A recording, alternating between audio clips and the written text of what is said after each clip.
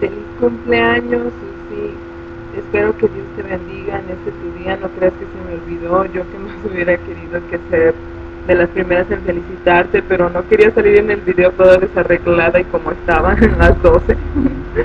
Te quiero decir que te quiero mucho, que eres una de las personas más especiales para mí. Eres de mis amigas, una de las mejores. Y la verdad no me esperaba cuando te conocí que llegarías a ser tan especial para mí, porque cuando te conocí me di cuenta de que eres una chava, pues no eres una chava de esas que nomás quiere conocer personas para hacerse más popular, sino que yo me di cuenta que al hablarme tú buscabas una amistad sincera y eso fue lo que me gustó a mí. Eh, Me di cuenta que eres una chava muy sensible, eres una chava muy bonita, como en las fotos yo creo hasta más. Y me gusta mucho tu cabello, me gustan tus ojos. Ay, ya estoy hablando como si estuviera enamorado de ti. Te quiero bastante. Y pues es la verdad todo lo que digo, y el chavo que se quede contigo tiene que valorarte bastante. Y sépanlo, porque Susana es una chava que vale mucho.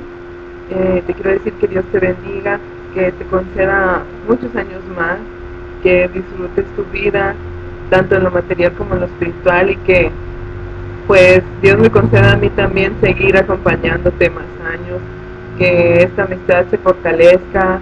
Y pues la verdad llegaste a quedarte en mi vida, yo sé que en la de Perlita también, con Fernanda. Eres una chava que nos cayó muy bien a todos los que te llegamos a conocer en febrero, y pues espero que te unas a nosotros cada año. Y yo creo que tengo muchas cosas que recordar contigo, a pesar de que apenas en febrero te conocí en persona. Eres una chava muy especial para mí y deseo de todo corazón que Dios te siga bendiciendo más. Yo creo que a todos nos sacas una sonrisa. Nosotros no podemos platicar de algo triste contigo porque de inmediato nos cambias todo y nos haces olvidar y reírnos contigo.